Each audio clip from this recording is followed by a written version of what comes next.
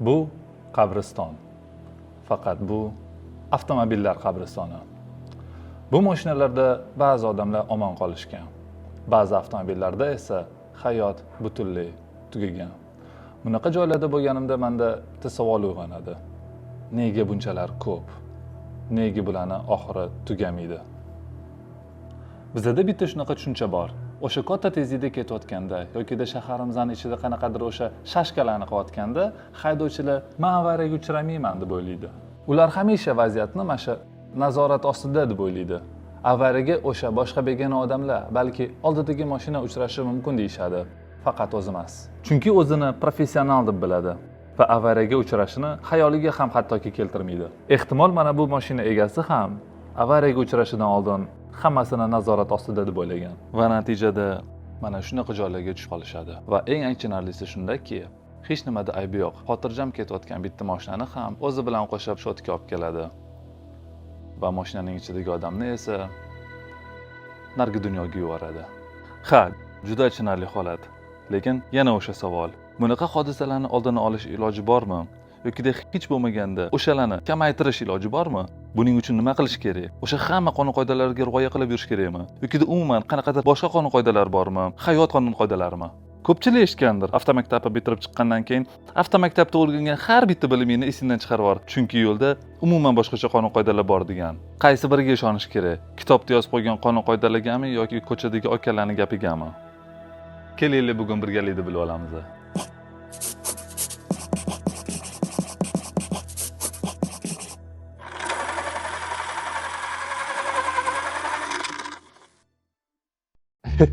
Yana sen chiqdingmi? Endi bu gal sen menga nimadir o'rgatmoqchimisan? Sana menga mendaqa professional. Birinchisi, avtomobillarning gabaritlarini tez his qilib olish. Bu deyarli hamma avtomobillarda bir xil. O'zi bu yerda juda ham ko'p ma'lumot bo'lish kerak edi. Lekin u ma'lumotlarni men bu yerda qoldirganimda video juda ham uzun bo'lib ketardi. Shuning uchun bu mavzuni men alohida yangi bitta video qilib chiqarishga qaror qildim. Xo'sh. Rulni to'g'ri ushlash. Ko'pchilik avtomaktablarimizda haligacha rulni qanaqa ushlash kerakligini o'rgatishmaydi yokida o'rgatsa ham eski standart bo'yicha, ya'ni mana bunaqa ushlash kerakligini o'rgatishadi. Vaholanki bu juda ham noto'g'ri. Hozirgi zamonaviy standartlarga ko'ra rulni ikkita yon tarafdan, ya'ni agar buni soat ko'rinishida oladigan bo'lsak, 3 va 9 da ushlashimiz kerak. Mana bunaqa emas. Mana bunaqa emas. Yokida mana bunaqa emas. Shunaqa ushlash kerak. Menga qaragin, tirancha. Nimalar deyapsan? Sen bilasan, men oppoq dodalarim o'rgatgan menga rulni mana shunaqa ushlash kerakligini. Ko'p valdiramagan? Ko'pchilik hamma rulni tepadan ushlashni yaxshi ko'radi. Bu juda ham katta xato. Hozir rulni tepasidan, ya'ni mana bunaqa ushlab olish yana bitta katta minusi bor. Ha, bu bizning rul.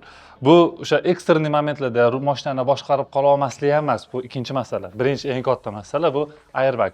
Hamma biladi, airbag mashinaning rulini mana shu o'rtasida bo'ladi. Siz tepasidan ushlab ketyapsiz. Agarda xudo ko'rmasin bitta urilsa, airbag otiladi. Airbag otilganda soatiga 300 km tezlikda chiqadi. Qo'lni birinchi sindirib yuboradi. Sindirgandan keyin qo'l to'g'ri kelib mana bunaqa qilib qo'yadi sizlarni. Rulni to'g'ri ushlang. Hop. Bo'ldi. Kengisiga o'tay. Chuqurga to'g'ri tushish. O'zbekistonimizda nima ko'p? Ha, ko'chada qo'ylar ko'p. Ikkinchi o'rinda o'sha ko'chalarimizda juda ham ko'p chuqurlar bor va bizning yangi haydovchilarimiz o'sha yangi mashina olganda maza qilib ko'chada ketayotganida bitta katta chuqur ko'rib qo'ygandan keyin o'sha tezlikni sekinlashtiraman deb tormozni bosib keladi, chuqurga jaraq etib tushadi-da. Bu juda ham katta xato, bu noto'g'ri. Tajribasi sal ko'proq haydovchilarimiz biladi, shu chuqurga tushayotganda tormoz bosish mumkin emasligini. Lekin nimaga u mumkin emasligini sababini ko'pchilik bilmaydi. Sababi, katta tezlik bilan ketayotganingizda, shu chuqurni ko'rib qolganingizdan keyin o'sha tormozni bor kuchingiz bilan bosganingizda, oldi amortizatorlar qisqaradi. To есть mashinaning oldi cho'kadi. Cho'kkanda o'sha amortizatorlar qisqargani hisobiga amortizator ishlashi uchun o'sha chuqurni yeb olishi uchun muhit qolmaydi. Bu o'sha qisqarilgan amortizatorlar bilan chuqurga tushgan holatida amortizatorlarga juda ham katta nagruska tushadi. Ikkinchi sababi tormozni bosganingizda ballonlar aylanishdan to'xtaydi yokida juda ham sekinlashadi, qarshilik ko'rsatiladi. Shu chuqurga tushayotganda agarda tormozni bosmaganingizda ballon chuqurga tushib, ustidan osongina dumalab o'tib ketish kerak bo'ladi. Tormozni bosganingizda u qarshilik ko'rsatilgani hisobiga o'sha chuqurni qirrasiga urilgandan keyin tormozni bosganingiz uchun mashina qarshilik ko'rsatyapti. Shunga juda ham katta nagruzkani o'sha mashinani shinalariga va diskasiga katta nagruzka tushadi. U mashinaga katta jarohat yetishi uchun unaqa katta tezlik ham shart emas. 30-35 km tezligida tushganingiz o'zi juda ham katta muammolarni uyg'otib yuborishi mumkin. Buni ichida sizni o'sha qimmat turadigan shinalaringiz yirtilib ketadi. Shinalarning narxi eng kami arzoni $50 dan $450 gacha bo'lishi mumkin. Diska juda ham qimmat. Amortizator oqib ketadi. Richak va shunga o'xshagan juda ham ko'plab sizni avtojihozlaringiz ishdan chiqadi. Tormozni ko'rdingizmi? Voy. Shuning uchun ko'chada ketayotganingizda chuqurni ko'rdingizmi? Uzoqdan sekinlashib kelib, chuqurga kelganingizda srazu tormozni qo'yib yuboring. Mashina o'z holatiga, erkin holatiga kelishi kerak. Agarda chuqurni kech ko'rib qoldingizmi, bo'ldi, o'sha mana bu yerda chuqur turibdi degan bo'ldimi? Hech balon bosmanglar. Prosta pedallarni qo'yib yuboringlar, mashinani o'ziga qo'yib beringlar. Mashina oson o'tib ketishi kerak. Xo'sh. Akvaplanирование. Menimcha o'zbekchasiga akva suzish bo'ladi. Bu o'sha yig'ilib qolgan suvni ko'rganingizda, mashinangiz katta tezlikda ketayotganda o'sha suv ustidan bosganingizda, mashinangiz ballonlari yerdan uzilib, asfaltga tegmaydi, suv ustida suzib o'tadi. Shu hodisaga akvaplanирование deyiladi. Akva suzish to'g'rimi yo'qmi bilmayman. Bu o'zidan ham ko'rinib turibdi. Bu juda ham xavfli holat. Mashinangiz asfaltga tegmayapti, ballonlaringiz yerga tegmayapti, mashinangiz aylanib ketishi aniq. Undan ham xavflirog'i bu ballonlaringizni ikkitasi quruq joyda, ikkitasi suv ustida. Bunaqada mashinangiz juda ham katta ehtimol bilan bitta tarafga aylanib ketadi. Shu narsani oldini olish uchun eng muhimi tormozni bosmang. Tepada ko'rsatib o'tganimdek rulni qattiq va to'g'ri ushlab olib, hech qayerga burmasdan o'sha suvdan o'tib olish kerak. Tormozni bosmaslik kerak. O'tib bo'lgandan keyin sekin mashinani tezligini sekinlashtirib, o'sha ho'l bo'lib qolgan shtoningizni almashtirish kerak. Shtonni almashtirish kerak, mashinada qish bola almashtirish kerak emas. Chunki qo'rqib ketadi odam bunaqada. Rulda yurganingizda shunaqa hodisaga uchrab ko'rsangiz, bilasiz nima haqida gapirganim. Yaxshi. Avtomobilning to'xtash yo'li. Bizning avtomaktablarimizda hamma avtomobilning tormozlash yo'lini o'rgatishgan, lekin to'xtash yo'lini hech kim o'rgatmagan. Tormoz yo'li nima? Avtomobil qanaqadir ma'lum bir tezlikda ketayotganda, o'sha tormozni bosganida necha metrdan keyin avtomobil butunlay to'xtaydi. Bu o'sha tormoz yo'li. Misol uchun, agarda 60 km/soatga ketayotgan mashina tormozni bossa, taxminan 21 metrdan keyin to'xtash kerak. 21 metr bu ham 6 etajli dom degani. 4 ta qora jantira sig'adi.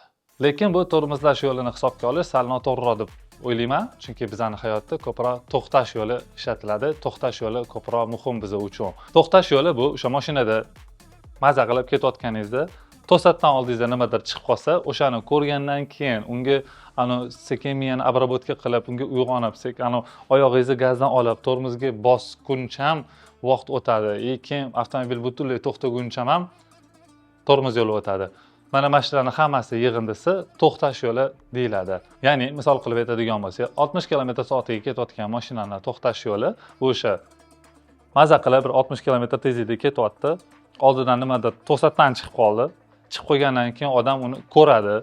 Ko'rgandan keyin sekin miyasida обработка qiladi. Uni o'ylaydi, nima qilar ekan, ovqat pishiraymi yoki tam bozorga borib kelaymi deydi. To'xtama, tormozni bosishim kerak deydi. Keyin tormozni bosish uchun komanda beradi oyoqlariga. Oyog'i gazdan oyog'ini oladi, sekin tormozga o'tkazadi.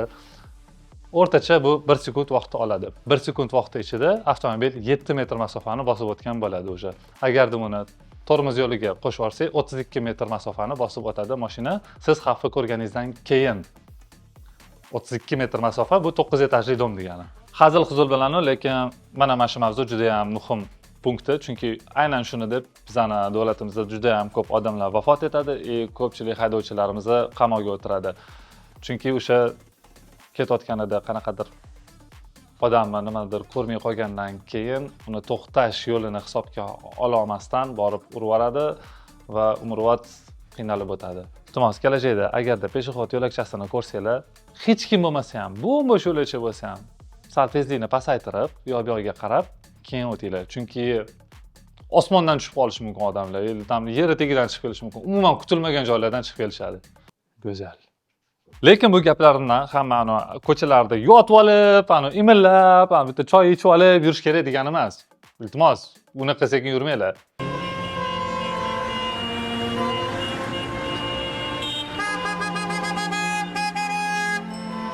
Statistikaga ko'ra, eng xavfsiz harakatlanish tezligi bu znakda ko'rsatib qo'yilgan tezlik emas, balki atrofingizdagi mashinalarning harakatlanayotgan tezligi, to есть potok. Agarda znakda 60 ko'rsatib qo'ygan bo'lsa, lekin hamma 150 yurayotgan bo'lsa, siz ham 150 yurishingiz kerak xavfsiz bo'lishi uchun.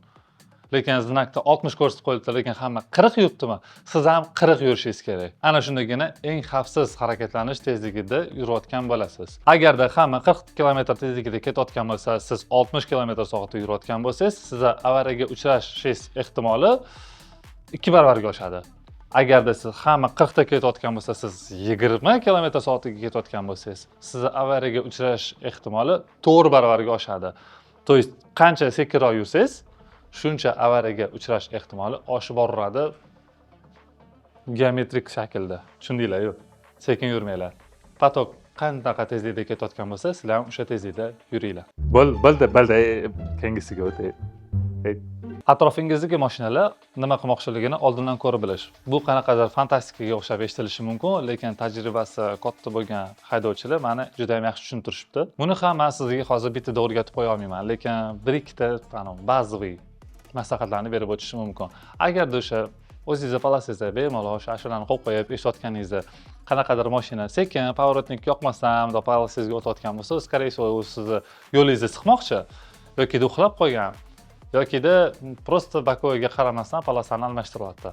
Shunaqa paytida palasadan o'tishi ham shart emas o'zi. Palasaga yaqinlashdimi, bo'ldi, o'zi tayyor turishingiz kerak. Yokida signal bosasiz, yokida margat qilasiz, yokida sal tormozni bosib u odamni qo'yib yuborasiz. Agarda shunaqa ko'ngil ochuvchi odam bo'lsangiz. Ikkinchi misol, oldingizda ketayotgan mashina yokida sal yonrog'ingizda, короче, sizdan oldinroqda ketayotgan mashina to'satdan hech nima yo'q, просто tormoz bosgisi kelib qoldi.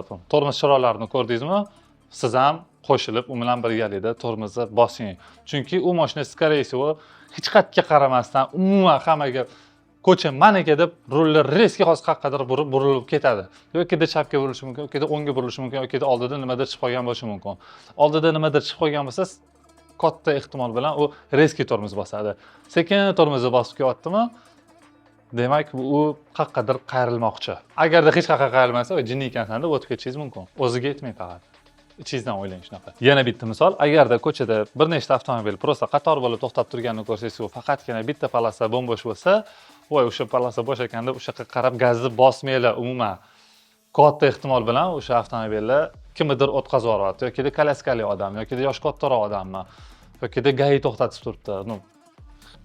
Hech qaysi odam unaqa yo'l o'rtasida prosta tag tormoz bosib yo'l o'rtasida to'xtab turmaydi. O'shaning uchun ham o'sha bo'sh polasaga kelib, sekinlashib, to'xtab, yo'q-yo'qga qarab, nimaga to'xtab turganini aniqlashtirib, keyin harakatni davom qilishingiz mumkin. Yana bitta o'zimdan maslahat, agarda kimdir yo'lda ketayotganingizda yo'lingizni keskin siqishni boshlasa, keskin o'sha rulni siz tarafga qarab bursa, oldingizga chiqib tormozni bossa, u bilan iltimos qanaqadir urishib, mazgilashib, unaqa qilib o'tirmang. Prosta yo'l o'rtasida to'xtab oling.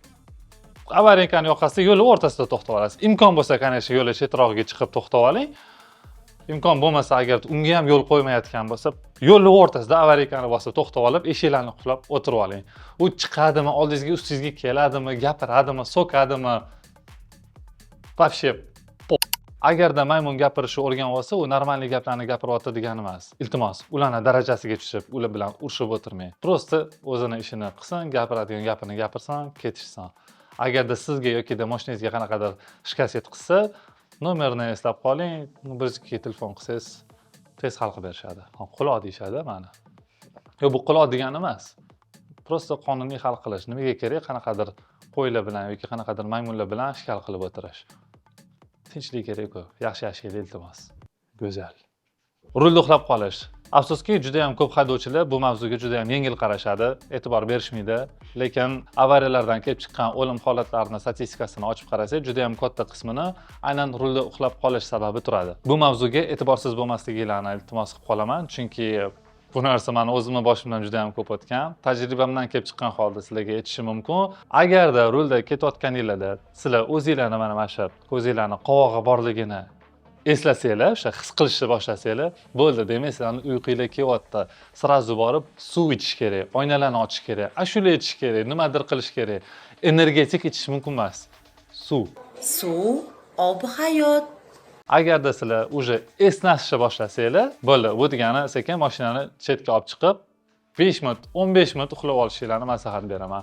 Voy, uyimga yetib olishimga 1 kilometr qoldi, hozir g'izillab 3 minutda yetib olaman deb ko'zinglarni bunday qilib, bunday qilib qo'yib yurmanglar. Men o'zim shunaqa qilib uyimga 1,5 kilometr qolganida uxlab qolganman rulda. Omadim kelgan, faqatgina bamperim bilan diskalarim qirilgan. Bardurga chiqib ketganman.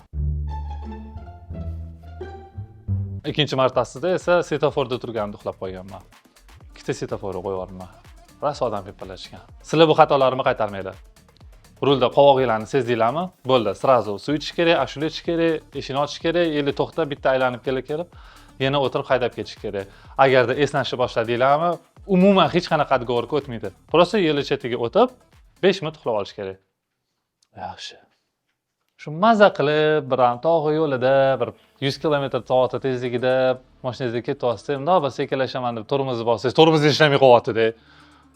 Voy. Dushmanimga ham tilamayman bunaqa holatda. To'g'risi, bu juda ham qo'rqinchli holat, lekin bo'lishi mumkin bo'lgan holat. Xitoy mashinalarini haydaydiganlar. Sallaga ketyapti eshitganlaring. Kelinglar tasavvur qilib ko'ramiz. O'sha rulda ketayotganingizda tormozingiz ishlamay qolsa, birinchi navbatda nima qilish kerak? Eng muhimi, vahima qilmaslik kerak. Tormoz ishlayaptimi, oynani ochib olib baqirib, tormozim ishlamayapti deb baqirish kerak emas. Yo'q, o'zingizlarni bosib olinglar. Tormoz ishlamayaptimi, yo'l-yo'lga qarash kerak. Agarda shaharning o'rtasida bo'lsanglar, tezligingiz katta emas, скорее всего bitta qanaqadir mashinani orqasidan urasizda hisob. Agarda oldingizda qanaqadir muhit bo'lsa, qanaqadir yo'l bo'shroq bo'lsa, birinchi bo'lib o'sha dvigatel bilan, o'sha mashinaning motori bilan tormozlash kerak. Motor bilan tormozlash degani o'sha mexanika korobka bo'lsa, o'sha скоростni pasaytirish kerak. Motor оборотlarini kuchaytirib, qiynab, ozgina. Agarda avtomat bo'lsa, M harfiga o'tkazib, o'sha minus qilib, motorni o'sha оборотlarini ko'paytirib, motorni o'zi bilan sekinlashtirish kerak. Mashinani tezligi ancha pasayib olgandan keyin o'sha 20-30, uzoq 20-30 ga yetgandan keyin ruchnoy tormoz bilan sekin tormozlab ko'rsa bo'ladi. Agarda sizda tormoz emas, knopka bo'ladigan bo'lsa, bo'ldi, esingizdan chiqarib olinglar, uni bosmanglar. O'zi unaqa tezlikda knopka ham ishlamaydi o'zi. Unaqa holatda mashinani ayamaysizlar, yo'q-yo'qga qaraysizlar. Hech kim yo'q joyda, hech kim yo'q joyga remeninglar taqilgan holatda borib qanaqadir iloji boricha yumshoqroq narsani urasizlar. Shuna qilib to'xtatasizlar. Eng muhimi bu yerda mashinanglar emas, eng muhimi odamning hayoti, sizni sog'ligingiz. Ayab o'tirmanglar. Страховкаlar bo'lsa, o'sha страховкаlardan u summani chiqarib olasizlar. Eng muhimi sog'ligingiz va atrofingizdagi odamlarni yoki o'sha boshqa odamlarning sog'lig'i. Bu temir ham, ko'chadagi narsa ham topiladi. Ehtiyot bo'linglar. Yaxshi. Agarda katta tezlikda ketayotganingizda qaysidir bitta baloninglar bong'alab ketib qolsa-chi yoki chiqib ketib qolsa-chi balon. Amin, Allohu akbar. Bo'lishi mumkin bo'lgan holat. Da, juda ham kamdan kam bo'ladi, lekin bo'lishi mumkin. Eng ko'proq bo'ladigani o'sha bizning yo'llarimizning chuqurlarida takoy chaqirib bitta zo'r tushaversangiz, tormoz bilan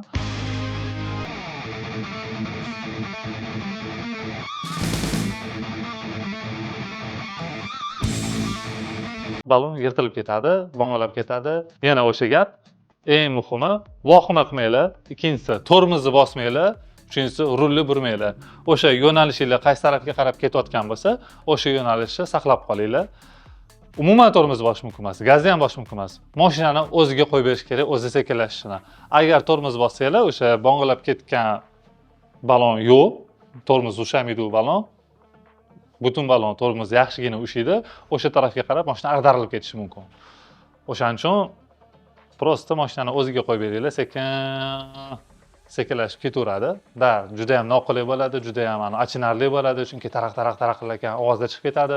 Chunki men o'zimda bo'lgan, Samarqanddan kelayotganimda o'sha katta bitta chuqurga jaraqlatib tushganimda 130 tezlikda balonim tushib qo'ygan вообще. Tormoz bosh mumkin emas. 20-30 kilometr tezlikka tushgandan keyin tormozni bosib, mashinani to'xtatishingiz mumkin yoki u yog'iga evakuator chaqilasizda. Agarda baloninglar o'rni butun bo'lsa, balonni o'zini almashtirib, yana dalshi ustaxonagacha metaverasizlar.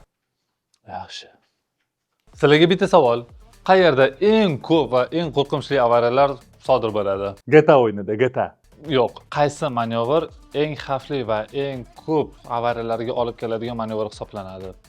Taxmin qilib ko'ring. Bu strechkaga chiqib ketishmi yoki peshobodlarni bowling qilib urib ketishmi? Qanaqadir borib daraxtga bog'lanib qolishmi mashinalarda? Nima deb o'ylaysizlar? Damas haydashmi? Javobi bu siz har kuni qiladigan ish. Chapga qayrilish. Ha, aytgandim, chapga yurish noto'g'ri deb. Axir endi o'zing tushunib yetdingmi?